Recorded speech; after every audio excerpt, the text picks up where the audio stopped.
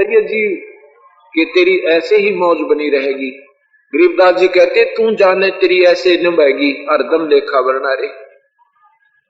अब हमें सुख का सांस है, कोई शरीर में कष्ट नहीं, परिवार सुखी है, तो हमने सोचा ये मौज अंतिम सांस तक बनी रहेगी। अरे फिर एक का बिजली पड़ जाइयो तन्यों का गए भगवान या के बनी, ये तो पहले ही तैयार थी, ये बच सके थी जब संत शरण में आ जाता था। तो राजा नहीं माना जी, आखिर में गुस्से हो जाता है, नाराज हो जाता है, कहता जी आपने तो एक ही बात मिली हुई है, कहते हो नाम लो। मुझे आपको मालूम है मैंने बड़ी बड़ी महफिलों में जाना पड़ता, दूसरे राजाओं के पास जाना पड़ता, उनकी भी सेवा करनी पड़ती है हमारे यहाँ से। उसमें ये मांस मिट्टी तो बिल्कुल नहीं थी, ओका तमाकू शराब नहीं, ये नहीं था। राजा लोग ही थोड़ी बहुत शराब प्रयोग किया करते थे कभी कभी। तो उसमें सतगुरु ने कहा भी देखो रिश्तेदारी सबका होती है, और रिश्तेदार कोई शराब या किसी अन्य बकवाद का भूखा नहीं होता।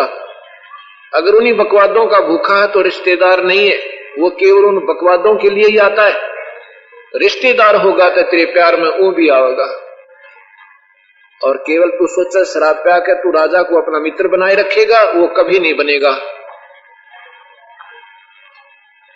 आखिर में दुखी होकर कहता है कि भगवान राजन गुरुदेव आज के बाद मेरे तो नहीं कह दोगे अभी नाम ले ले, और आपकी चेली में नाटू नीचे सारे खजाने के भंडारा कर दे, मैं नहीं मना करूंगा इसको मना नहीं करूंगा, चाहे रोज या भंडारे करवावा कितना दान कर दे, पर मुझे परेशान मत करा करो। अब उठकर चला जाता है राजा। कबीर साहब कहते हैं बेटी इसके बाग अभी चंगे नहीं बने हैं, पर बन जाएंगे तो लगी रहना, चूकी मत ना, एक का झटका नहीं उठेगा, इस जीव पर अंडी पाक रहा हो। इतना सुक्का सांस आवे इतना सोचा तेरे बराबर कोई को ना, और एक करड़ाई आ गई ना इतनी मोटी मोटी आंख हो जाएंगी, एक बिलात की जीव बारह जीव की। अकेले कहेगा कितने ले चल, मैंने उड़े चल पड़ूंगा मैं, झाड़े लुआनिया के ले जाते, बूढ़े कुड़वानिया के ले जाते, नाम दिवा दे, तुरंत हाँ भर लेगा। कहने लगा बेटी तू लगी रहे अगर इसका उद्धार चाहती है तो। गरीबदास जी कहते हैं तेरी क्या बुनियाद है तो जीव जन्म दर लेत, गरीब दास हरि नाम बिना यो खाली रह जा खेत। वो मर्द गर्द में मिल गए रावण से रणधीर, कंस के सी चाणोर से हरणा कुश बलवीर, इसे इसे गए धक्के खा गया पे। और तेरी क्या बुनियाद है तो जीव जन्म दर लेत। जैसे अब हमारा जन्म हुआ, हमें नहीं मालूम था कहां पैदा करेगा भगवान, पैदा हो गए, पता चल गया ये माँ, ये बेटा, ये भाई, ये पिता, ये चाचा, ये ताऊ, या रिश्तेदारी ईद समाप्त हो जाएंगे।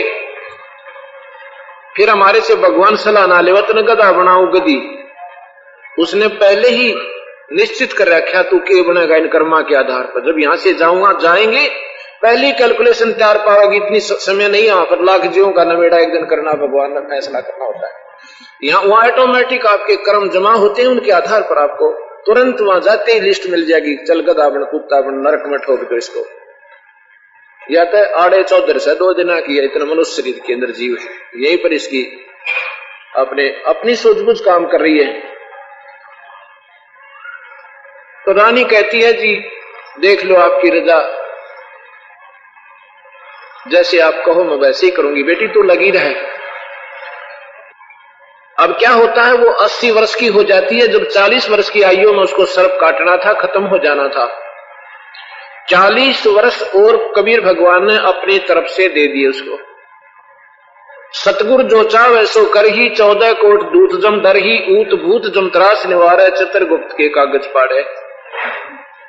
जमजोरा जासे डरे मिटे कर्म के लेख, अदली अदल कबीर हैं ये कुल के सतगुरु एक। कर्म के लेख ने कबीर भगवान बढ़ा सकते हैं और मिटा सकते हैं माड़े बाग ने। मासा घटे ना चल बजाय विधना लिखे जो लेख, इस 3 लोक के विधाता ने जो आपके कर्म लिख दिए उनको ये नहीं घटा बढ़ा सकते, एक तिल भी एक मासा भी घटा नहीं सकते ना बढ़ा सकते। और सच्चा सतगुरु मेट के ऊपर मार दे मेघ। कबीर भगवान ने इंद्रमती के कर्मा पर मेख मार दी, उसकी उम्र बढ़ा दी। ये वो परमात्मा जो आयु भी दे सका है और बिना भाग में संतान नहीं आपके संतान भी दे सका है। एक समय की बात है, एक मुसलमान धर्म के अंदर एक भाई की बहन को जो संतान नहीं थी, और एक मुल्ला ऐसा था उसको भविष्य का ज्ञान था, उसके इष्ट की आकाशवाणी हुआ करती थी, वो बता देता था इसके भाग्य में संतान है या नहीं है, इसके भाग्य में ये काम होना है या नहीं है। उसकी क्या पहचान थी कि जो व्यक्ति उससे कोई दीक्षा या कोई ऐसा मार्ग पूछने जाता था अपने भाग्य के बारे में, तो वो उसके लिए खाना बनाकर ले जावे। पहले मांस मिट्टी नहीं थी, बढ़िया खीर बनाई, रोटी बनाई, हलवा बनाया हुआ, लड़की जिसको संतान नहीं थी वो लेकर जाती है उस मस्जिद में। वो क्या करता था, जिसका काम सही हो सके था उसका भोजन खा लिया करता, जिसका नहीं होता वो नहीं खाता था। उस बहन ने जाकर के भोजन रखा। कुछ देर के बाद उसने अपने जिस भी इष्ट की वो साधना करता था उसके साथ संपर्क किया। उसने कहा कि इसको तो 7 जन्म संतान नहीं है, अगर 7 जन्म भी इसके कभी मनुष्य के होंगे तब भी संतान नहीं है इसकी, इसके भाग में कोई औलाद नहीं लिख रखी। उसने भोजन नहीं खाया और वो न्यू की नो थाली वापस कर दी। उसने कहा कि भगवान मुझे बता तो दो मेरे भाग में क्या है। कहते बेटी तू सुन नहीं सकती, अब बता दो दाता, सुनना ही पड़ेगा एक तो। कहती है कहता हो तेरे जन्म में, तेरे भाग्य में 7 जन्म संतान नहीं है, और अपना भोजन ले जा बेटी जा। भोजन उठा लेती है, रोती हुई चल पड़ती है। भोजन ऐसे कितना गिरे तो बाप की भागन होती है। अब सोचती है इसको कहां खिलाऊं, किसने खिलाऊं रोटी। रोती हुई जा रही है, बहुत बुरी तरह विलाप करे। यही कबीर भगवान ये परम पिता एक साधु का रूप बनाकर रास्ते में बैठ जाता है। ऐसे जो जिंदा होते हैं, इनमें मुसलमानों के अंदर एक जिंदा महात्मा होते हैं, उनका वेशभूषा होती है लंबा चोट, काला सा कपड़ा, गुड्डा तलेता ही का, एक का कुर्ता एक कच्चा सा पहरे राख रहे या तहमद बांध ले बस। वो बैठे हैं, पूछते हैं कबीर भगवान के माई क्यों रो रही है बेटी। वह नहीं बोलती है। कहता बेटी क्यों रो रही है। उसने सोची भोजन तक खिला दो इस महात्मा ने, मेरा जो होना से सो जाएगा। कहता महाराज जी आप भोजन पालो। अब भोजन तो पालूंगा, मुझे भूख लगी है, पर न्यू बता तो रो क्यों रही है। अब कोई नहीं महाराज जी आप भोजन पालो।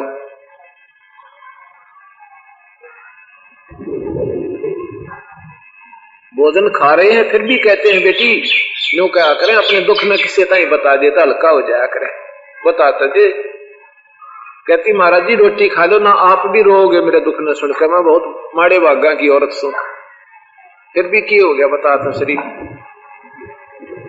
कहाँ गई थी, क्या बात हुई। कहते मैं वहां उस मौलवी के पास गई थी, वो बहुत पहुंचे हुए महात्मा हैं, आगे के भविष्य की बता देते हैं। अच्छा बेटी के बात थी, के बात पूजन गई थी। मेरा संतान नहीं है महाराज जी, और वो महात्मा जिसकी कुछ काम संपूर्ण होने की उम्मीद होती है उनका भोजन खा लेता है, जिनकी नहीं होती वो नहीं खाता। मेरे से कहा कि तेरे 7 जन्म भी संतान नहीं। न्यू कह कवा और बूंदी तरिया रोने लगी। साहब ने खाना खा लिया, अन्नो बोला बेटी 10वें महीने लड़का होगा तेरे, ये आशीर्वाद है मेरा। अब उसने सोची ये बौड़ा सा महात्मा है, मैं बांडा रोटी खाने का मारा, जो इसे बड़े महापुरुष ने तो मना कर दिया, ये कहां से दे सकती, कहां से आ सकती है। 10वें महीने लड़का हो गया, बड़ी खुशी मनाई। फिर उस लड़के का नामांकन करने के लिए वहां संदेशा भेजा कि जी बच्चे का नाम धरो और मुसलमान क्रिया से उसकी जो क्रिया करनी वह करो। अब उस मौलवी का धक्कदेसी हुई कि तेरा लड़का होया क्यों करे। वो स्वयं आता मस्जिद से चल के उस लड़की के पास के, बेटी ने बता तेरे जो लड़का हुआ तो हुआ क्यों कर, किसने बख्शीश दी। जब उसने बताई कि जो आपने भोजन नहीं खाया था, मैं लेकर आ रही थी रास्ते में, मैंने सोचा ये भोजन किसी संत भगत ने खिला दूं। मैंने उनके सामने रख दिया। एक महात्मा बैठे थे जिंदा रूप में, और खाना खा के बोले बेटी तेरा मैं बहुत बुरी तरह रोने लगगी। वो कहता बेटी तेरा 10वें महीने के अंदर अंदर लड़का होगा। मेरे यकीन नहीं हुआ महाराज जी वो भगवान थे, वो तो अल्लाह आ रहे थे। अब जिसका जिसने काम सरा हुआ भगवान दिखाई दे। अब मौलवी ने चिंता होगी भाई साहब ईसाइयों कौन आ गया जो इसके साथ जन्मते का लेखा तो मेरे इष्ट ने मुझे बता दिया था, इसके भाग में नहीं था और इसको संतान दे दी। तो उसने अपने इष्ट से फिर संपर्क किया समाधिस्थ होकर।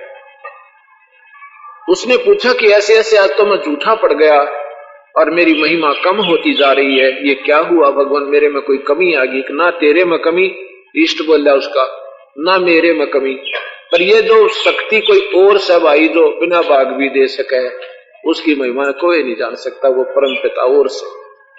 ये गीता में लिखा वो परमात्मा जो सारी सृष्टि का रचने वाला, सब कर्मों को मुक्त कर देने वाला, वो सतलोक में रहता है भाई। अब वो लड़की, वो इंद्रमती 80 साल की आयु की हो जाती है। सारे बालक ब्याह दिए, पोते पोतियां जोते जोतियां मौज मार रही है, लेकिन भक्ति कर रही है कति डट के। उसने ये कहा था बेटी ये जन्म तेरा नहीं है, ये भगवान की तरफ से बख्शीश है, इसने खोइए मत, ना ज्यादा वजन पर लगाया करिए। अग जी बिल्कुल ठीक से वो ऐसे ही करती थी। अब 80 साल की आयु जब हो जाती है, जब कबीर साहब आते इंद्रमती, अब चलना है सचखंड सतलोक में। अग जी कति तैयार सो देख लगते पोते पोतिया में जानो दरी होती फिर रहे जाड़े गदी बने। गदी नहीं तो दोबारा जन्म होगा तो फिर 84 ऐसे चक्कर काटती रहेगी। मनुष्य शरीर तो मिल जाएंगे तुझे तेरी क्रिया के आधार पर, और भी मिल जाएंगे, लेकिन संत ना मिले तो ये मनुष्य ने भी तेरा बर्बाद हो जाएगा। जैसे ही तेरा अंतिम शरीर था मनुष्य का, अगर आज आके मैं संभालता नहीं तुझे, तेरा जीवन खत्म था, 84 में जाती तू। ऐसे ये सारे सूत बहुत देर तक बैठा करें जैसे संत सही मिला और मनुष्य शरीर हो, और फिर जब कमी करके तो भगवान घना नाराज होगा और पूरे परमात्मा का रास्ता मिल जाए। तो उसके यह बात सही जिसकी थी कि मेरा जन्म हो मनुष्य का, और हो गया तो संत नहीं मिला, बात बिगड़ जाएगी। नो बोली जी मैं बिल्कुल तैयार हूं, जब आपका आदेश हो। आपकी दासी ने ले चलियो। कहता फिर चलते, ले चलूं के? अग जैसे आपकी इच्छा। कहते आंखें बंद कर और सिमरण कर परमात्मा का नाम। अब सिमरण करती है, शरीर निकाल दिया, रानी लुढ़क गई, उड़ा हाहाकार माच गई, रानी मरगी रानी मरगी। और वो आत्मा ने लेके सतगुर मानसरोवर पर पहुंचे। वहां इस जीव को बहुत समय तक रखा जाता है, मानसरोवर पर साहिब रखते हैं। और अगर वहां उसके मन में कभी भी 1 साल 2 साल 4 साल वहां रखते हैं उस जीव को, और तुरंत भी अगर उसका जैसे पार नहीं हो सकता, उसको तुरंत मनुष्य शरीर भी दे सकते हैं। ये उनके अपने हाथ में नियम है, फिर काल की वहां नहीं चलती कोई भी। वहां इसलिए रखते हैं कि कभी भी हो सके इसका अपने पुराने पोते बेटे बेटियां की पोता की आगे ना याद, या फिर भेजना पड़ेगी आत्मा वापस मनुष्य शरीर में। अगर उसको बिल्कुल सपने में भी याद नहीं आती है कि मेरा कोई नहीं था, मैं तो गलत, वो तो सौपन था, तो फिर उस जीवात्मा को उस मानसरोवर में डुबकी लगवाते हैं। वहां उस पर अंतिम जो कवर होता है, इसमें कई कवर है हमारे ऊपर। एक ये स्थूल शरीर, अंदर सूक्ष्म शरीर, फिर कारण शरीर, फिर महाकारण शरीर, फिर कवल्य शरीर। वो कवल्य शरीर जो है वहां पर उस मानसरोवर में नानते वह कांचड़ी सी उतरे इस पर, और फिर इसका 16 सूर्य जैसा स्वरूप हो जाता है। इतना नूर होता है, इतना चमक होती है इस आत्मा के अपने स्वरूप में, और मनुष्य जैसा ही होता है वो। अब उसने पूछे कि बेटी रानी इंद्रमती, अब बता तू तेरा कोई बेटे बेटिया में जान तो नहीं उलझ रही? अगर ऐसा है तो तुझे वापस भेजना पड़ेगा, अगर नहीं है तो तुझे पार कर देता हूं। अगर मेरा कित तक कोई किसी के प्रति आस्था नहीं। लेकिन एक बात याद रह का आवश्यक है मुझे, अरे अभी कमजोरियां हमारी वैसे तो देखा जाए, पर परमात्मा दयालु बहुत से, छोटी मोटी कमजोरी ने तो यो अवॉइड कर दे से, कहता भी बता दे वह भी के रही है तेरे मन में थोड़ी बहुत जो कोई आस्था है किसी वस्तु की बता दे। इंद्रमती कहती है जी मैं सिर्फ एक बात को रह कर याद करती हूं कि इस मृत लोक में औरतें जो होती हैं ये मनुष्यों के अधीन होती हैं, और मेरे पति देव इतने अच्छे लगते थे मुझे कि उसने मुझे धार्मिक कर्म में बाधा नहीं करी। अगर वो नाट जाते तो मैं ना धर्म कर सकती, ना आपको घर पर बुला सकती थी, ना आपका नाम जप सकती थी, और मेरा जीवन बर्बाद हो सके था। मैं उसका इस सहयोग को एक विशेष महत्व देती हूं। हे परमात्मा, अगर मेरा पति मुझे सहयोग नहीं देता तो मुझे ये रास्ता नहीं मिलता। मैं आपसे एक प्रार्थना करना चाहती हूं कि उसका कोई इसमें कोई क्रेडिट बना हो, मेरे धार्मिक काम में सहयोग देने का, उसको बाधा नहीं करी। अगर उसका कोई लाभ पुण्य बना हो दाता उसने भी संभालियो, मेरी यही प्रार्थना है। अब साहब जान गए कि यह भी कमजोरी है, या भी इसमें कमी रह रही है, या भी उड़ जा देगी उस अपनी आत्मा की खातिर, और उस राजा के भी कर्म बनवा दिए मालिक ने, उसके अंदर बैठ गया, उसको बाधा नहीं करी कि कितना दान करे। कभी न्यों नहीं पूछा तो कितना पुण्य करती है या ना करती है, लेकिन आप नाम नहीं लिया, वो कर्महीन इंसान ने, पर इतना भाग्यवान भी था कि उस शुभ कर्म में बाधा नहीं करी। अब कबीर साहब ने सोचा भाई सह यह भी कमजोरी है, के बताओ इसने, ठीक है पर यह बहुत हिम्मत करगी। एक समय कमजोरी का एक उदाहरण बताता हूं। एक कोई बीमार था बूढ़ा, वृद्धात्मा जो है डॉक्टर के पास जाता है, डॉक्टर से कहता है डॉक्टर जी मेरी पिंडिया में दर्द रहे से। अच्छा भाई, उसने देखा कि भाई बूढ़ा आदमी हो रहा है, कहने लगा तेरा कमजोरी के कारण है, कमजोरी है तेरे अंदर, वीकनेस है शारीरिक, और बुढ़ापे में होए जा कर आता। फिर कहता जी जो गोडे दुख है सारी आन नो, बोला कमजोरी है भाई बुजुर्ग। फिर कहता जी उठूं जब चक्कर आवे, तो कहता भाई डॉक्टर कहता कमजोरी है। नो बोला जी कड़बी दुख है, फिर भी बोला भाई कमजोरी है, और बूढ़ा छोम आ गया। नो बोला कि मैं और भी जाना है, कमजोरी सीख रखी तने। तो डॉक्टर ने बोला यह भी कमजोरी है, जो गुस्सा कमजोर नहीं आया करे, जो कमजोर व्यक्ति हो वीकनेस हो उसमें, वो भी छो में तोड़ा आया करे। ने बोला यह भी कमजोरी है, बुढ़े जो ला कर दी इतनी देर में। तो ऐसी यह भी कमजोरी थी उसकी कि उसमें यह आस्था अपने पति में रह गई थी। फिर यू कमजोरी एकाधी कमजोरी ने तो यू माफ भी करते से। अब उस अपनी आत्मा को पार करने की खातिर उसके भी इतने कर्म बना दिए कि उसको शरण में लेने जोगा कर लिया। फिर उस रानी को उस मानसरोवर पर कई वर्षों तक रखा, रानी की आत्मा को। कुछ दिनों के बाद वो राजा का भी अंत समय आ गया, हो गया था 80-85 साल का वो भी। अब इतने हमारी आंखें बंद हैं, जब तक हमारी वो अंतिम समय ना आता इतने ने सोचा ही बमरा है कोनी ने। अच्छा सब शरीर था, सांद ने घुट्टी ला ले, अच्छे काजू खावा, शरीर मजबूत था। लेकिन एक दिन शिकार खेल कर आया था, इतना मजबूत भी था, और आते ही घोड़े से नीचे उतरा था, उतरते चक्कर आया, चक्कर आते गिर गया, और जबान बंद घर घर करे, टट्टी पेशाब निकल गई। यम के दूत आ बैठे छाती पे। अब साहिब कहते हैं देख इंद्रमती तेरे शेर की क्या हालत हो रही, और राजा की टट्टी पेशाब निकल गई, यम के दूत उसको नोच रहे हैं, कूट कूट कर बाले मारे, और तड़प रहा है, बोल नहीं सकता। गरीबदास जी कहते हैं आज हम तेरे घटने घेरे तू राम कहने नहीं पावेगा। कबीर साहब कहते हैं आज हम तेरे घटने घेरे, घट माने जबान न बंद कर देगा यम के दूत, तू राम कहने नहीं पावेगा। जबान बंद करते हैं कहीं ये अंत समय में ईश्वर ना याद कर ले। याद कितने करा को बद याद करी सारी उम्र नाम तो वो ही याद करेगा जिसने पहले अभ्यास कर रखा है, जो नाम ले रखा आत्मा ने।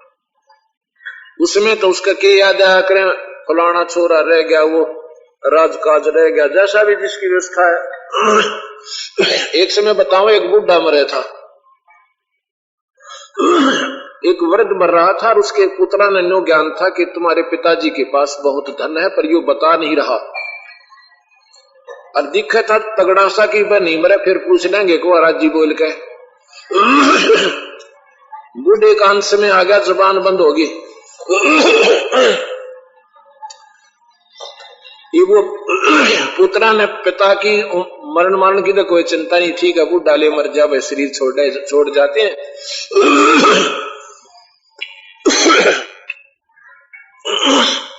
चिंता बन गई उस धन की, बता के ना मरता।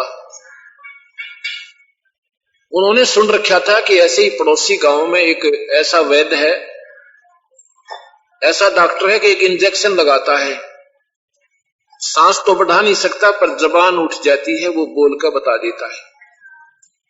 और रुपये ले सब 500, उस समय 500 रुपये आज के 50,000 के बराबर थे। अरुण न बेरा था बुढ़ा, कई हजार रुपये धर रहा यहाँ पर, और बताना नहीं चाहता, चांदी चूंदी गुनी दाब रहा, ऐसे सुना करते बताते थे। बुढ़ा भी चुप हो जाता था। उस वैद्य के पास गए, वैद्य बोला भाई 500 रुपये पहले धर दो, पहले जब चालू कदौड़ा जाकर नाइट जाओ तुम। वो 500 रुपये साथ ले गए थे, वहां रख दिया, के इंजेक्शन ला दिया। अपने पिताजी से कहते, पिताजी जल्दी बता दे वो पैसे कित दाब रखे, के थे आप, के कहना चाहो सो। और वो जो न्यू करे था, बोल सके नहीं था। उन्हें सोची कुछ बताना चाहते हैं, बता नहीं पा रहे। बूढ़ा के बोला रे निकम्मे कित मर गया, यू बाछड़ा झाड़ू चाब है, बेटी के बाप नाश करोगे। बच्चा जो है गाय का, वो झाड़ू खावा था, और बुढ़े की मृत्यु दृष्टि उस पर पड़ गई। न्यू कहना चाहा था, निकम्मे नाश कर दिया चाहे की झाड़ू, और फिर मर गया न्यू कहकर। न बोला बुढ़े झाड़ू चाहे 500 रुपया पड़ेगी मारे। तो कहने का भाव यह है कि जिसने अंत समय में यही मन में भावना रही है जिस प्राणी का, और बुढ़ापे में तो ऐसा होता ज्यादा है। बालका गेलड़े जागा बता, सानी समय पर नहीं गिरते, न्यार नहीं डालते, पाखर नहीं गिरा, फलाना करण दर्द में कुछ नहीं, प्रेडाना बांटा रह जा। वो अभ्यास गलत बन जाता है उसका। किसका बन जाता, जो राम नाम नहीं ले रखा। तो उसमें वो बालक बहुत दुखी होते हैं। तो ऐसे ही जो अंत समय में जिसका गलत अभ्यास है, वही अभ्यास वस्तु वो मरता है। तो जब वो राजा ऐसी तंग पा रहा था, यम के दूत सता रहे थे, तो रानी कहती है देख लो महाराज आपकी मौज। वो तो अंतर्यामी थे, सारी जाने थे, या के कहना चाहो सर। और साहब भी इस दिन की इंतजार करे थे, एक बार आलन देश की करड़ाई इबता इसने देखी ना, करड़ाई इतने न्यू दिखा है, ऐसे ही राज बना रहेगा, न्यू मौज बनी रहेगी। कबीर साहब वहां से आते हैं, वहां खड़े हो जाते हैं, किसी को दिखाई नहीं देते। उन यम के दूत वहां आते, यम के दूत जैसे ये गीद उड़ जाती हैं, ये चील उड़ जाया करें, मुर्दे मरे हुए पशु पड़ते हैं, ऐसे उड़ गए। और इतनी दूर आकाश में खड़े हैं कि एक बार ये चले जा, इनको फिर पकड़े आते ही राजा की गर्दन को। राजा होश में आ जाता है, सामने देखता है वो खड़े यम के दूत इसी बूंदी शकल के, और सामने देखा कबीर साहब खड़े, उसने देखा, चरणा में पड़ जाता है, माफी मांगर, नाक रगड़े, मन बचा लो बंदी छोड़, मुझे बचा लो बंदी छोड़। कहने लगा भाई के बचा लो मारे, तो वही बात, फिर से नाम लेना पड़ेगा, मेरे पास और कोई बचाव का साधन नहीं है। क्या कहता राजा, अभी दे दो, जब तो नाड़ नहीं मुड़े थी, अभी देखा ना ये फांसी गालेंगे, इनका जानते खाओगे तुझे, पैर नहीं छोड़ा कि चले ना जा। और जब प्रार्थना करा करते भगवान खुदा कर, नाड़ नहीं मुड़े थी इस जीव की, इतना कमजोर संस्कारी हंस है हम। लेकिन एक भगवान घर में प्राणी हो जाना, कि कितने के कर्म बनवा दे, सत वचन मान लेना ये। उस भगवान आत्मा इंद्रमती ने अपने पति के भी लक्षण बढ़िया करवा दिए, और सतगुरु ने उसको शरण में ले लिया। कहता भाई चल नहा धो ले, आत्मा नाम दूंगा। जब मैं नहा लिया 1 मिनट में, और नाम दे दिया। कहता है भजन कर लिए, अपनी तरफ से तेरा जीवन 2-4 वर्ष का और देता हूं। जब एक दिन भी नागा चला गया ना बिना भजन के, उससे दिन तेरा नाम खत्म हो जाएगा। अब जिसका समय रख दिया 4 वर्ष, तो भाई उसने तो फिर राजपाट ना दिखा, बच्चा तीन रात दे दिया और अपना खूब भजन करे दिन रात। कहते हैं जीवन तो थोड़ा ही भला जब सत्य सुवर्ण हो, अच्छे ढंग से भजन थोड़ा ही बतेरा करे हुआ। अभी तो हम लल्लो पत्तों से लग रहे हैं कि बद बहुत जीवन से, जीवन का कोई भरोसा नहीं भाई, एक मिनट में टिकट कट जाए आते हैं। यह भूल सापना कि बद बहुत जीवन है, ये भ्रम रावण के भी था। 5-4 साल सतगुरु ने उसको वहां रखा, उसका भी बेड़ा पार कर दिया। तो यहां बंदी छोड़, कहते हैं धन धन सत गुरु सत कबीर भगत की पीड़ मिटाने वाले। धन धन सत कबीर भगत की पीड़ मिटाने वाले, भगत की नेवाल भगत की धन धन सत गुरु सत कबीर भगत की।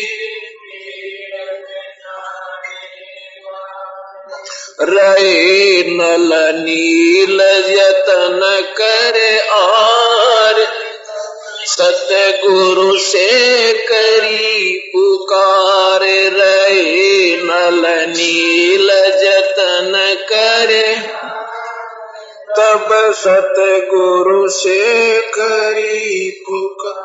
जा सतरे खाल की अपार, सिंधु से चला तराने वाले। जा सतरे खाल लिखी अपार, सिंधु पर शिला तिराने।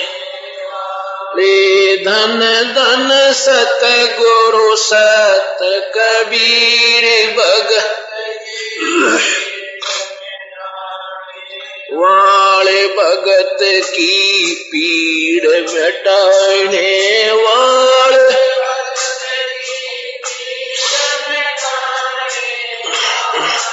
धन धन सत गुरु सत कबीर भगत। दशी सरपन जब जा पुकारी, इंद्रमती अकोला। दशी सरपन जब जाए पुकारी, इंद्रमती लाए आपने तुरंत करी सहाय। बेरूली मंत्र सुनाने वाले, आपने तुरंत करी सहाय। बेरूली सुनाने वाले, धन धन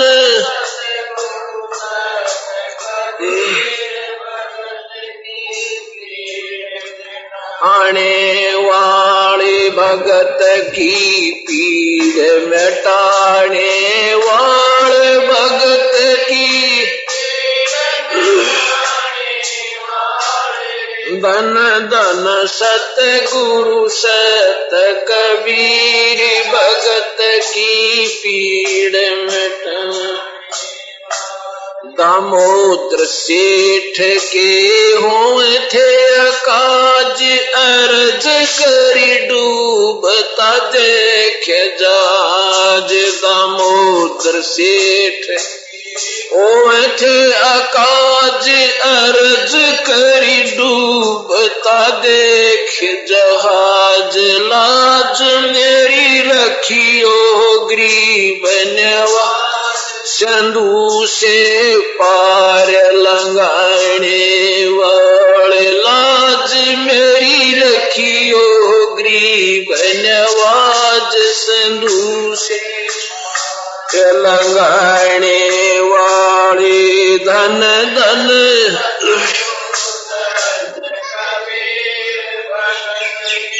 पीड़ मिटाने वाले धन धन सतगुरु सत कबीर भगत आले भक्त की पीड़ मिटाने वाले भगत की आने वाले धन धन सतगुरु सत कबीर भगत की पीड़ मिटा कर जोड़ दीन धर्मदास दरस दे पूर्ण करियो आस कर जोड़ दीन धर्म दरस दे पूर्ण करियो आस मेट जो जन्म मरण की तरास सतपथ प्राप्त कराने मेट जो जन्म मरण की सत पद प्राप्त कराने वाले धन धन सत गुरु सत कबीर वाले भक्त की पीर मिटाने वाले भक्त की धन धन सत गुरु सत कबीर भक्त सत साहिब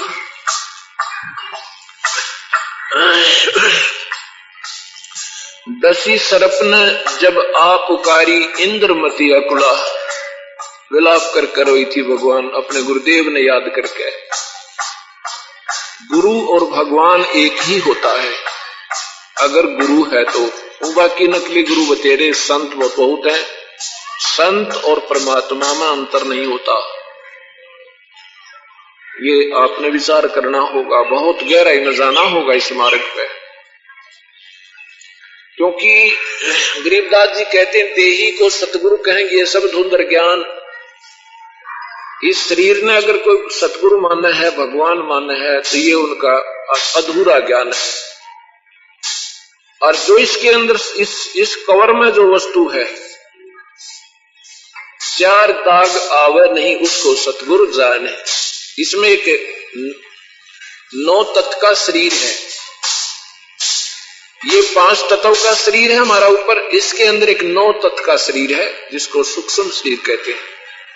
ये परमात्मा की कृपा से उस पूर्ण परमात्मा के शब्द से संपर्क होने ये जैसे लोहा सोना बन जाता है। उसका कीमत भी बदल गई, उसके गुण भी बदल गए, आकार नहीं बदला। जैसे एक लोहे की करद है, इतनी लंबी तलवार बकरे काटने की, या कोई वैसे कोई हथियार है, या कोई गंडासी दराती है और चक्कू है, वो पारस पत्थर से लग जाता है, आकार नहीं बदला, सोना बन गया, उसके गुण भी बदल गए, कीमत भी बदल गई। जिसको ज्ञान है कि ये चक्कू तो है, लेकिन वो चक्कू को ना जो लोहे वाला था 4 आने का, अब ये लाखों की कीमत किया, दूसरा मेटल बन गया। ऐसी गरीबदास जी कहते हैं देही को सतगुरु कहे, ये कवर सतगुरु नहीं है, गुरुदेव नहीं, इसके अंदर जो चीज बन गई वो 9 तत्व का शरीर, वो ईश्वरीय तुल्य हो जाता है और उसी का उस परम पिता से विशेष संबंध होता है। और वही परम पिता उसी गुरुदेव के रूप में फिर जगह जगह जा जाके उसी हंस के निमित्त 100 काम करया करे और महिमा उसी की बनेगी जिस पर वो राजी हो रहा है। अब जैसा आपने सुना कि इंद्रमती का दुख निवारण किया, उसको भक्ति दी, उसकी उम्र बढ़ाई और फिर साथ में अच्छे कर्म में सहयोग देने, ये उदाहरण से शिक्षा लेनी पड़ेगी हमने कि जो अच्छे काम में बाधक बनता है वो नरकहारी बनता है, उसको नरक मिलता है, भगवान उसको तंग करता है। जैसे प्रहलाद परमात्मा के नाम पर लगा हुआ था, उसका पिता हिरण्यकशिपु उसके अच्छे काम में बाधक बना था। सर्वविदित है कि के बनी थी उसकी गिला। गरीबदास जी कहते हैं एरना को समझानी प्रहलाद पढ़ावे। प्रहलाद कहा करता पिताजी भगवान बजा करो, और उसका तेल जैसे छींटे लग गया करते, जैसे उबलते सरसों के तेल में पानी का छींटा लग जाए, सरडाटा उठे।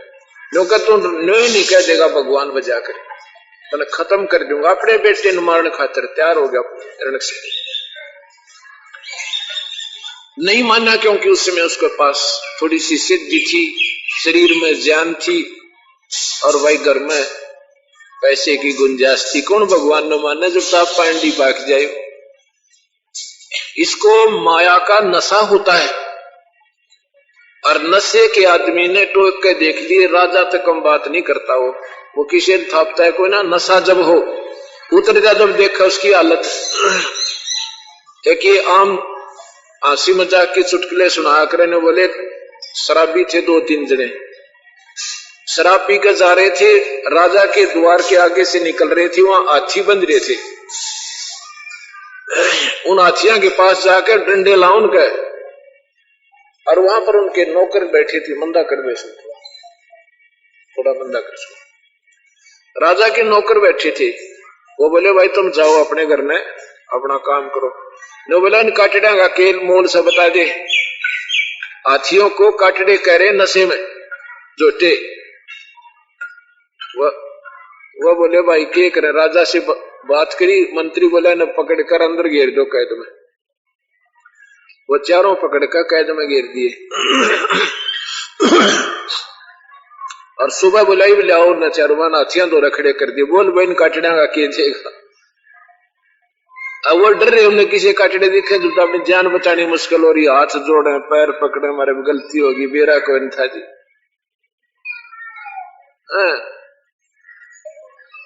तो फिर कहते हैं बिला जी वो तो श्याम वाला तो सौदा है गया ही, तो अब बातें नहीं रही। तो ऐसे हमारे ये माया का नशा हो रहा सबके। हमने भगवान भी एक बड़ी बीच लागत आम जीव समझे, जैसे हाथी का काटड़ा दिखा, लोटा दिखा उसने, ऐसा बन रहा है हमारे साथ सब। जब वो नशा उतर जाए ना, जब आवे अंत समय, जब इसने भगवान का भगवान दिखा है। एरना को समझानी प्रहलाद पढ़ावे, और पेट पाट दिया आने कहीं कौन छुटावे। कहां गई उसकी अप्रभुता बना बैठा था भगवान स्वयंभू। अब न्यू कहा ये भगवान मनु बख्श दो। जब नरसिंह रूप बनाया मालिक ने, कबीर भगवान ने नरसिंह रूप बनाया था। अब यहां आके हमारी बुद्धि फिर चक्कर काटेगी कि ना तो विष्णु जी ने बनाया था, विष्णु जी ने। अब ये चक्कर जब समझ में आ जाएगा ना विष्णु कौन सा है, सारी बात समझ में आ जाएगी। विष्णु कौन है? पालन करता। विष्णु कोई व्यक्ति विशेष नहीं है। जो इस पोस्ट पर होम मिनिस्टर जो बन गया समझ ले, वो विष्णु कहलाता है। 3 लोक का विष्णु है ये, जो आज विष्णु पद पर बैठा हुआ 3 लोक में। जैसे राज्य में भी होम मिनिस्टर होता है, गृह मंत्री, और ऊपर सेंटर में भी होता है। अब हमने कोई ज्ञान तो है नहीं भक्ति मार्ग का। कोई कहे भगवान निराकार, कोई कहे साकार, कोई कहे कितना ना कुछ भी अपना मौज मारो, बस पूजा जिसी अपनी करते रहो। परमात्मा की स्थिति ज्यों की त्यों है। हमारी बुद्धि कमजोर होगी अनजान ज्ञान के कारण, अज्ञान के कारण। परमात्मा की स्थिति से हम बहुत दूर हो रही है दंत कथा सुन सुन के। शास्त्रों को नहीं पढ़ा हमने, इत प्रसिद्धि शास्त्र पढ़ने की हम इतना कोई तो घुट्टी लाग पड़ा उनता को कितना धंधा मुड़ जा रहा हो, क्या कोई बीमारी के कारण तड़फ रहा हो, किसने प्रसिद्धि भगवान की कथा सुनती। ये तो ये दयालु दया करे, हमारे दुख निवारण करे, फिर हमें सुख देर समय देगा। जा भाई 2 घड़ी चर्चा भी सुन ले भगवान की। ये उस परम पिता की कृपा ना हो और हम यहां आ जाए, यू काल 1 सेकंड भी राम नाम ना लेने दे आपने। इतना सपने में वो बात उलझी रहे, कोई न कोई जेड़ा जरूर बना रहता है कर्म का। जन्म में तो वो दुखी करे, रात में सपने उससे क्या है। तो इस कबीर भगवान की रजा, तो वो परम पिता सतगुरु कबीर भगवान ही, गीता में भी ऐसा लिखा है कि अर्जुन वही पूर्ण परमात्मा सभी जीवों के को कर्म के आधार पर सबके उनके जीवन भी वही देता है, उनको धन भी वही देता है, उनकी रक्षा भी वही करता है। ये गीता में पढ़ लेना, आप नो का नो लिखा जो मैं बता रहा हूं। और उस परमात्मा का जीव के साथ अभेद संबंध है।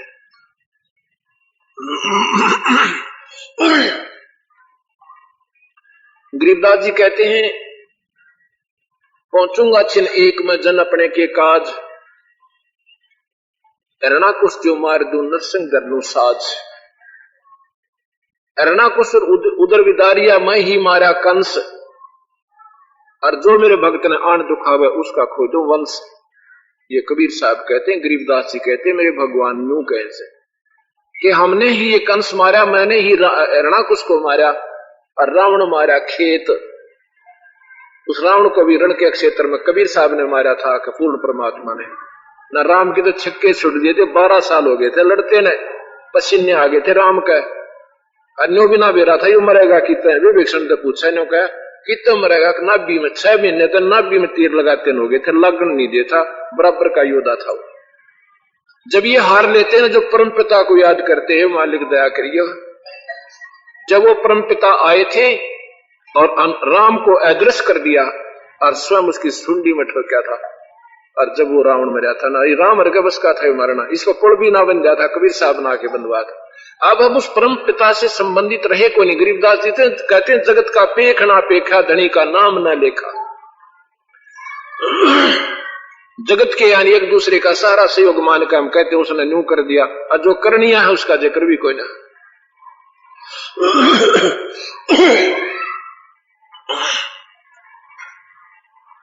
तो यहां जो मैं आपको बताना चाहता था कि अच्छे काम में सहयोग देने वाले को परमात्मा शरण में लेता है, उसके दुख निवारण करता है, और भाई बुरे काम में अच्छे काम में बाधक बनने वाले का फिर सर्वनाश हो जाता है, वो 84 में जीव चला जाता है।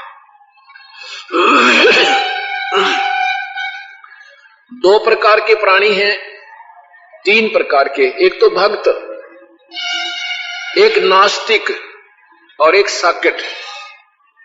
आपने साकेट शब्द सुना होगा काफी, नहीं तो अब सुनोगे। भक्त तो है जो परमात्मा को चाहने वाली आत्मा, और नास्तिक वो है जो स्वयं भगवान माने नहीं, दूसरे ने बाधा ना करे, सहयोग नहीं दे तो बाधा भी नहीं करे। और साकेट वो होता है स्वयं भगवान बजाय नहीं, दूसरे ने जो उसका पराधीन है, बेटा बेटी पत्नी, उन राम नाम पर लागण नहीं दे, धर्म नहीं करते, वो साकेट कहलाता है।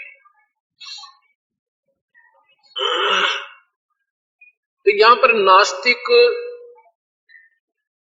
एक परमात्मा को मानता भी है पर भजन नहीं करता, वो न्यूट्रल होश है, उसको नास्तिक भी नहीं कह सकते, उसको भगत भी नहीं कह सकते, वो साकेट भी नहीं है। और सहयोग दे रहा है उसको फिर हम भगत संज्ञा में ही लेते हैं आखिर में, क्योंकि उसको मालिक कभी ना कभी शरण में अवश्य लेगा।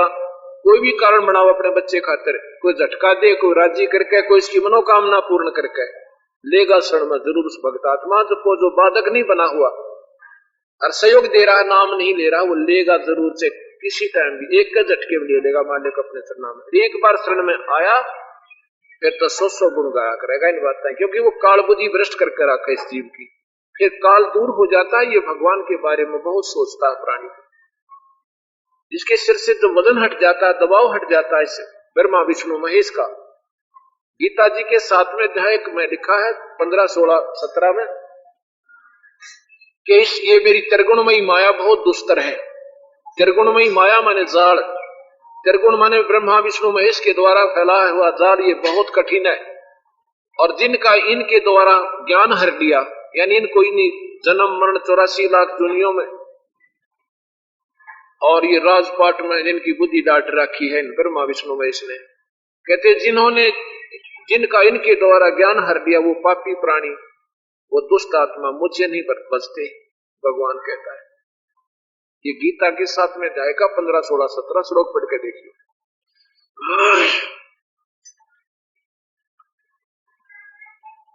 अब ये द्वापर के अंदर परमपिता करुणा में नाम से आए थे, आपने गीता सुना होगा कि गीता किसने लिखा था? गीता वेद व्यास जी ने कलमबद्ध किया था। ये बोला किसने था? हम सोचा करते अभी तक कि कृष्ण जी ने गीता को अर्जुन को सुनाया था। नहीं, ये शरीर एक टेप रिकॉर्डर है, ये एक मकान है, एक महल है। ये किसी जीव आत्मा को मिला हुआ है जो इसके योग्य थी, जिसके उसके संस्कार है। और यहां का 21 ब्रह्मांड का कंट्रोलर ब्रह्म है। ब्रह्म, इसको काल भगवान भी कहते हैं। ये 1 लाख जीवों का आहार करता है। इसने ये जब आया था सतलोक से निकाल दिया तो अपनी पत्नी शेरा वाली के जब 3 बालक हो गए, ब्रह्मा विष्णु महेश, तब इसको अपने दुष्कर्म की याद आई कि तू 1 लाख जीवों का आहार करा करेगा।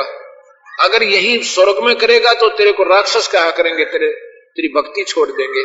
इसलिए उसने कहा कि मैं आज के बाद किसी ने दर्शन नहीं दूंगा, मैं कभी आकार में नहीं आऊंगा।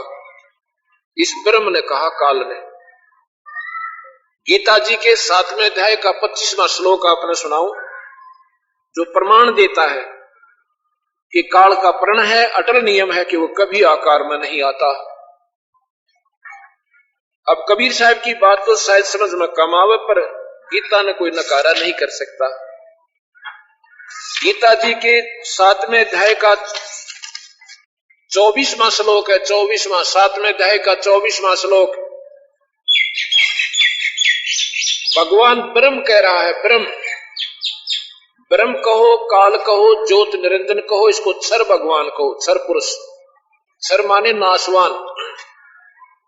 अब देखो, आपने गीता भी सुनाऊं और गीता से ऊपर का शास्त्र भी सुनाऊं, सतलोक की महिमा भी सुनाऊं, कि आपके भाग बड़े हैं।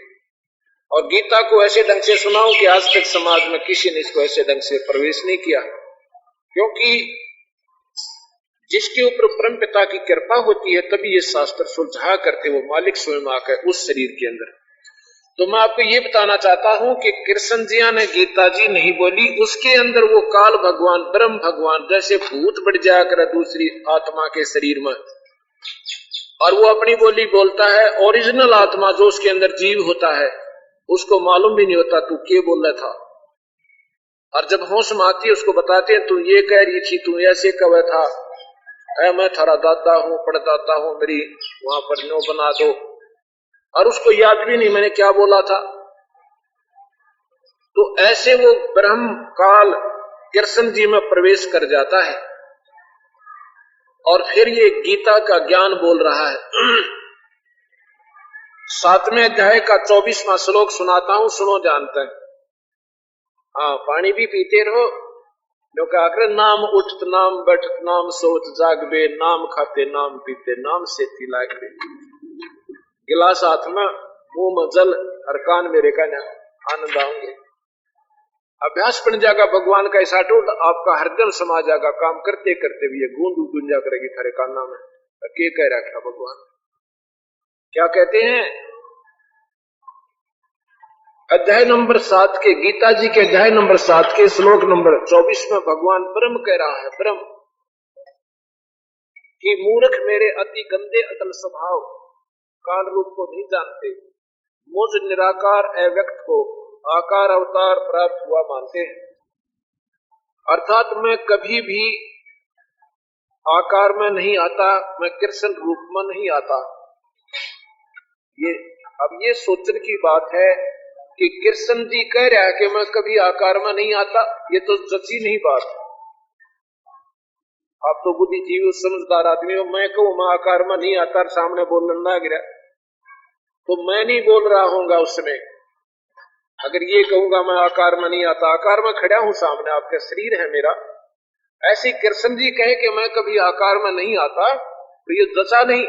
उसमें वो शक्ति बोल रही है कि ये मूर्ख लोग मुझे कृष्ण मानना, मैं कृष्ण नहीं हूं, मैं तो कभी आकार में आता ही नहीं। ये मेरा अटल नियम है। 7वें अध्याय का 24वां श्लोक सुनाऊं। बुद्धिहीन लोग मेरे अनुतम गंदे अटल परम भाव को नहीं जानते। वे निराकार मुझ काल को आकार में कृष्ण अवतार प्राप्त हुआ मानते। जो मेरे संविधान से परिचित नहीं कि मैं कभी आकार में नहीं आता, ये बुद्धिहीन मुझे कृष्ण मान रहे हैं। मैं कृष्ण नहीं हूं, मैं तो कृष्ण के अंदर बोल रहा हूं। यानी वो कृष्ण की आत्मा दबा दी और ब्रह्म बोल रहा था, उसमें वो काल बोल रहा था। और उसका प्रमाण 11वें अध्याय का 32वां श्लोक, जब अर्जुन पूछा भगवान आप वास्तव में क्या चीज हो मुझे बताते दो, किसी बूढ़ी शकल कलजा पाटे देख के दिल धड़के। अर्जुन जैसे योद्धा जो कि शेर दिल था और उसकी शकल देखकर भगवान की और सारा कांपे, भगवान ने देखकर डर लग गया रख दे। तो जब कहता मैं काल हूं अर्जुन और सबको खाने के लिए आया हूं, अब आया हूं का मतलब है कि कृष्ण नहीं है। कृष्ण तो वहां खड़ा है, नथानियों के ऊपर कहता मैं आया हूं, वो तो उनके साथ ही रहता था। वो अपने उस निरंजन लोक पे, काल लोक पे, एक न्यारा लोक से निरंजन का, जहां ये बैठ के 1 लाख जीवों का आहार करता है, वहां कोई दूसरा जीव नहीं जा सकता। और वही कैदी जीव जाते हैं जिनको इसने खाना होता है, वो न्यारे स्थान पर एक तपस्या है, ऑटोमेटिक सिस्टम है, वहां जाते हैं, वहां भूने जाते हैं, फिर वहां से आकर धर्मराज के पास आ जाते हैं और बाकी ये बेहोश हो जाते हैं। अब यहां मैं आपको ये बताना चाहता हूं, 25वें श्लोक में 7वें अध्याय के गीता जी में लिखा कि मैं सबके प्रत्यक्ष नहीं होता, मैं किसी मतलब ऐसे नहीं दर्शन नहीं देता। प्रत्यक्ष माने व्यक्तिगत रूप से, व्यक्त रूप में नहीं आता, व्यक्ति रूप में। इसलिए जन्म ने लेने वाले अविनाशी अटल भाव को यह योग माया से छिपा हुआ अज्ञानी जन समुदाय संसार मुझे नहीं जानता, मुझको अवतार रूप में आया समझता है, कृष्ण मान रहा है मुझे, मैं तो कभी नहीं आता इस आकार में। अब इसी का प्रमाण, अब ये बातें क्योंकि इतनी उलझ गया ज्ञान, इसको प्रमाण के साथ समझाना पड़ेगा, जब बुद्धि स्वीकार करेगी, ना करे को नहीं। ये सत्यार्थ प्रकाश है, महर्षि दयानंद जी सरस्वती द्वारा प्रकाशित, इसको एक अनमोल शास्त्र आर्य समाजी लोग मानते हैं। इसके 174 पृष्ठ पे इसमें लिखा है कि वेद जो है, वेद ये 4 ऋषियों के द्वारा लिखे गए थे। फिर किसी ने पूछा कि एक तरफ तो आप कहते हो कि वेद जो है परमात्मा कृत है, ऋषि तो परमात्मा नहीं हो सकते। तो उन्होंने लिखा है, उसमें बताया कि भाई भगवान जो ब्रह्म है ना, वो भगवान वो किसी योग्य आत्मा के शरीर में प्रवेश करता है स्वयं, और फिर वो अपनी वाणी बोल के अपना यथार्थ ज्ञान देता है। इति सिद्धम कि वो काल उन ऋषियों में प्रवेश किया, एक एक में बारी बारी, और एक एक वेद का ज्ञान उनके माध्यम से लिखवा दिया। इसी प्रकार वही ब्रह्म वही काल कृष्ण जी में प्रवेश हुआ। गीता जी का सारांश सभी वेदों का है, ये 4 वेदों का सार है गीता, संक्षिप्त में, और बहुत उत्तम ज्ञान, सुलझा हुआ ज्ञान इसमें काल ने दे रखा है। ब्रह्म तक की साधना, काल तक की साधना का प्रमाण है इसके अंदर। और उस परम पिता का कम से कम 50 जगह वर्णन है इसमें कि उस भगवान की शरण में यात्रा फिर मरण नहीं होगा, वो सतलोक में रहता है। और लिखा है इसमें कि मेरा भी उपास्य इष्ट वही परमात्मा है, और मेरा वास्तविक स्थान भी वही है अर्जुन, यानी यो भी वहां से धक्के देकर निकाल रखा है, यो ब्रह्म। यथा सत्यार्थ प्रकाश का 174 पृष्ठ और समोल्लास बताता हूं आपको कौन सा है। ये है सप्तम समोल्लास, 7वां समोल्लास है ये, 174 पृष्ठ पे लिखा है। इसमें ऊपर लिखा है, जब निराकार है तो वेद विद्या का उपदेश बिना मुख के उच्चारण कैसे हो सकता है, प्रश्न करने वाला कह रहा है। जब वो भगवान निराकार है तो उस वेद विद्या को मुख से कैसे बोला उस भगवान ने, निराकार ने? क्योंकि वर्णों का उच्चारण में तालवादिष्ठान यानी बोलन खातिर जीभ भी चाहिए, अवश्य प्रयोग करनी होगी। उत्तर देते महर्षि जी के परमेश्वर के सर्वशक्तिमान और सर्वव्यापक होने से जीवों को अपनी व्याप्ति से वेद विद्या के उपदेश करने में कुछ भी मुखादि की अपेक्षा नहीं है, क्योंकि मुख जीवा से उच्चारण अपने से भिन्न के बोध होने से के लिए किया जाता है, कुछ अपने लिए नहीं, क्योंकि मुख जीवा के व्यापार के बिना ही मन में अनेक व्यवहारों का विचार और शब्दोच्चारण होता रहता है। कानों को उंगलियों से मूंद के देखो, सुनो कि बिना ही कुछ जीव्यता के स्थान से कैसे शब्द हो रहे हैं। वैसे जीवों के अंतर्यामी रूप से उपदेश किया है। अंतर्यामी यानी भीतर बढ़कर, उस काल ने अंतर्यामी उन जीवों के अंदर प्रवेश करके फिर अपनी भाषा बोली है, समझाया है, यानी वो परमात्मा अंदर बोलता है ब्रह्म, किंतु केवल दूसरों को समझाने के लिए उच्चारण करने की आवश्यकता है। जब परमेश्वर निराकार सर्वव्यापक है तो अपनी अखिल वेद विद्या का उपदेश जीव स्वरूप से जीव आत्मा में प्रकाशित कर देता है, फिर वह मनुष्य अपने मुख से उच्चारण करके दूसरों को सुनाता है, इसलिए ईश्वर में दोष नहीं आ सकता। अब यहाँ क्या कहता है, गोड़ मोड़ करने की कोशिश करता है। एक तरफ तक कहता उसमें अंतर्यामी बीच में प्रवेश करके और फिर वो अंदर तो यह सारी बात कह दे है।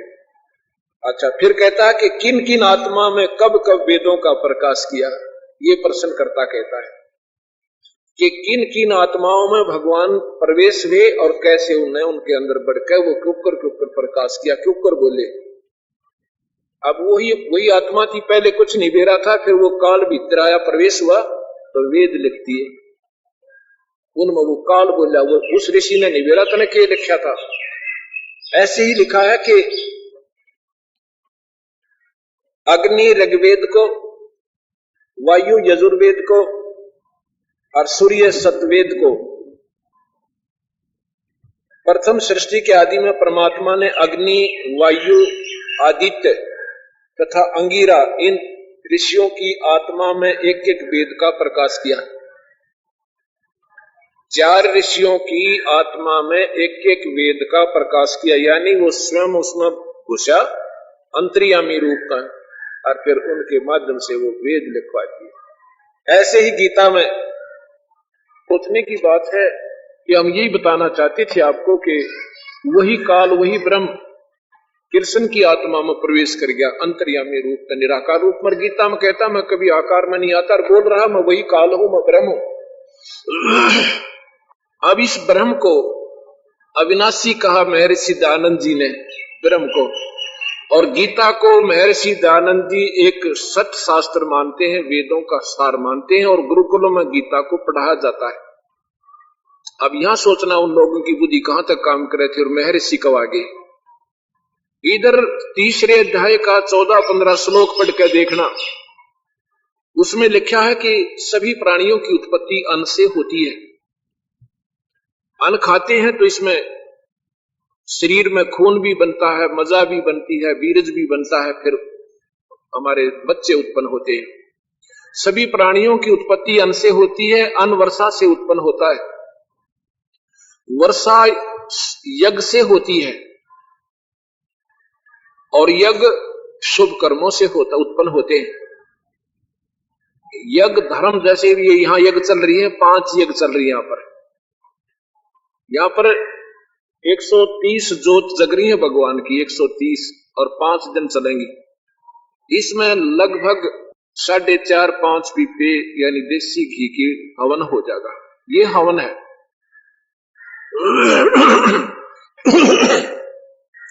यानी 75 किलो, लगभग 80 किलो घी परमात्मा के निमित्त यहाँ पर हवन हो रहा है अखंड। अब ये शुभ कर्म से यज्ञ होते हैं, और यज्ञ से वर्षा होती है, वर्षा यज्ञ से होती है, यज्ञ शुभ कर्मों से होते हैं, और कर्म ब्रह्म न लगाए, ये न्यू का न्यू लिख रखा है। अरे नादान लेखकों ने, गीता का सरलार्थ करने वालों ने,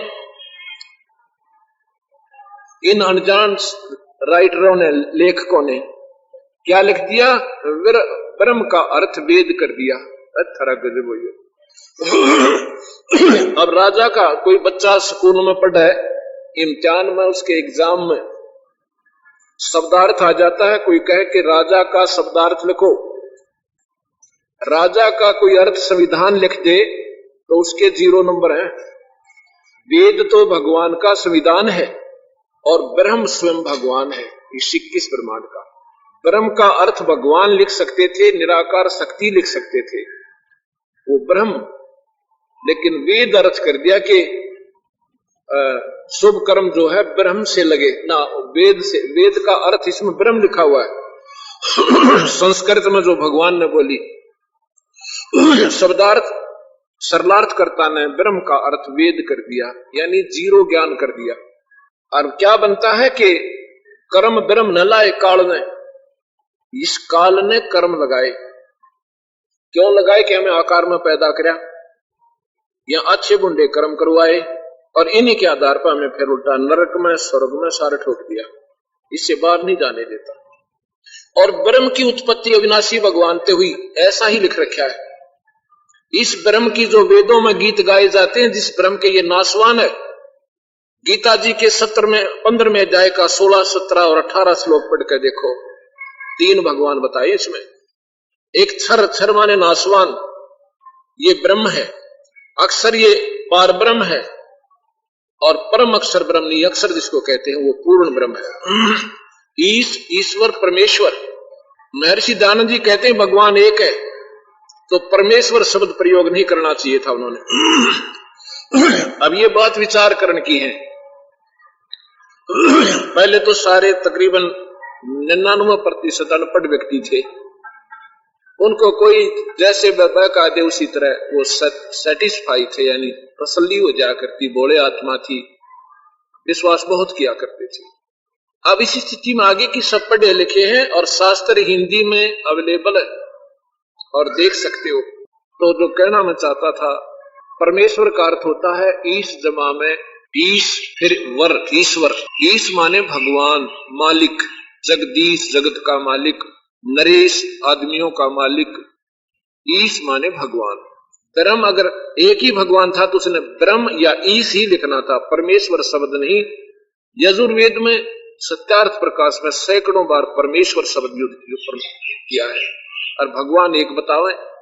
और 3 भगवान, ये परमेश्वर शब्द 3 भगवानों का संध्या छेद है, संधि छेद है। ये संधि इसकी नारी करके देखो। ईश माने भगवान, ईश्वर माने भगवान का भी भगवान, और परमेश्वर माने उस ईश्वर से भी श्रेष्ठ। ऐसा ही गीता के ये 15वें अध्याय का 16, 17, 18 श्लोक बताता है। अर्जुन 2 परमात्मा है, 15वें अध्याय का 16वें श्लोक में लिखा है, और 2 स्थिति जीव की है। 2 भगवान, एक नाशवान, क्षर माने नाशवान, अक्षर माने अविनाशी, और 2 स्थिति जीव की है। शरीर में तो ये नाशवान है, जीव आत्मा अविनाशी।